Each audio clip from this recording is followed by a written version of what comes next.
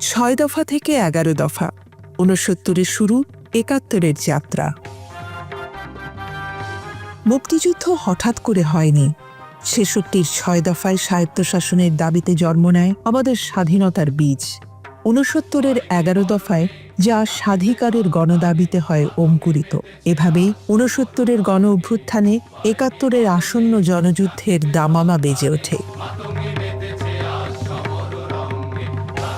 সে সময় আগরতলা মামলায় শেখ মুজিবুর রহমান 34 জন সামরিক, বেসামরিক, রাজনৈতিক ব্যক্তি বিশেষ সামরিক কারাগারে বন্দী। মৃত্যুদণ্ড অবশ্যম্ভাবী সবার। সামরিক আদালতে চলছে বিচার।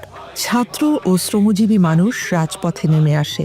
1968 সালের 7 ডিসেম্বর পুলিশের গুলিতে 3 জন শ্রমিক নিহত হলে মওলানা ভাসানী 144 ধারা ভেঙে শহীদের গায়েবানা জানাজায় রাজপথে দাঁড়ান। জানাজা পরিণত হয় মিছিলে, আর ভাসানী ভাষণ দেন মোনাজাতের সুরে। 1969 সালের 4 জানুয়ারি ডাকসু কার্যালয় থেকে সর্বদলীয় ছাত্র সংগ্রাম পরিষদ ঘোষণা করে 11 দফা কর্মসূচি। সারা দেশের মানুষ একজোট হয় আইয়ুব মোনায়েম সরকারের অন্যায়ের বিরুদ্ধে। 20 জানুয়ারি ঢাকা বিশ্ববিদ্যালয় ছাত্র আসাদের মৃত্যুতে দেশ জুড়ে গণবিস্ফোরণ ঘটে।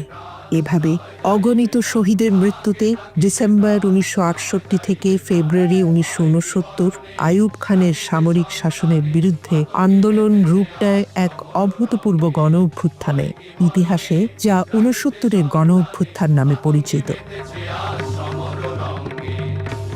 6 দফার আলোকে 11 দফা হয়ে ওঠে গণমানুষের কণ্ঠস্বর। 69-এর গণ অভ্যুত্থানের ফলে পাকিস্তানের সামরিক সরকার বঙ্গবন্ধু সহ আগরতলা মামলায় আটক সকল রাজবন্দী মুক্তি দিতে বাধ্য হয়, আর ক্ষমতাচ্যুত হয় প্রেসিডেন্ট আইয়ুব খান। ক্ষমতায় বসে নতুন প্রেসিডেন্ট জেনারেল ইয়াহিয়া খান সাধারণ নির্বাচন দিতে বাধ্য হয়। পাকিস্তানের 23 বছরের ইতিহাসে আগে যা হয়নি কখনো।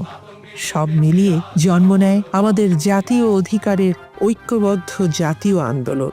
69 শুধুই গণ অভ্যুত্থান নয়, প্রকৃত অর্থে ছিল মুক্তিযুদ্ধের ড্রেস রিহার্সাল। 11 দফা কর্মসূচির ঐতিহাসিক লিফলেট সহ 69-এর গণ অভ্যুত্থানের বহু আলোকচিত্র ও স্মৃতিস্মারক প্রদর্শিত হচ্ছে মুক্তিযুদ্ধ জাদুঘরের 1 নম্বর গ্যালারিতে।